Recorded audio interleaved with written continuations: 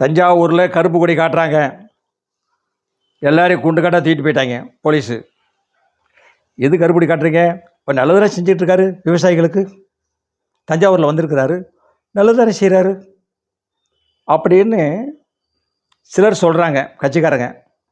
ஆனால் பலர் எதுக்குறதுக்காகவே குரல் கொடுக்குறாங்க கருப்பு கொடியை.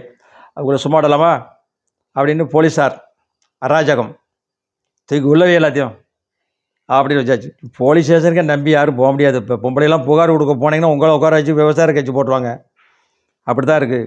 உங்களுக்கு சொத்து இருந்தால் எழுதி வாங்கிடுவாங்க. அது பார்த்து எச்சரிக்கையாக இருங்க. தமிழ்நாட்டில் போலீஸ் ஸ்டேஷனுக்குலாம் பக்கம் போகாதீங்க, வக்கீலோடு போங்க. ஆன்லைனில் புகார் கொடுங்க. ஸ்டேஷனுக்குலாம் யாரும் போய் புகார் கொடுக்க போகாதீங்க. பாருங்கள் எந்த லெவல் ஏடிஜிபியா என்ன சிங்கப்படுறாங்க கட்ட பஞ்சாயத்து அப்படிங்கிற மாதிரி இருக்குது. என்ன இப்படி இருக்குது தமிழ்நாடு அரசு அப்படின்னு கேட்குற மாதிரி இருக்குது மக்கள். இப்படியா இருக்கும்? கட்ட பஞ்சாயத்து பண்ணுறதுக்கு ஒரு வேட்பாளரை தேர்வு செஞ்சுருக்கீங்களேம்மா அப்படி நீதிமன்றம் சத்தம் போடுதில்ல, கூச்சல் போடுதில்ல, காதில் விழலையா? மக்களே திருந்துங்க. பார்த்து மக்கள் தான் திருந்தணும். எங்கே திருந்த போகிறீங்க? 2000 3000 கூட கொடுத்தா வாங்கிட்டு ஓட்டை போட்டு வந்துடுவீங்க.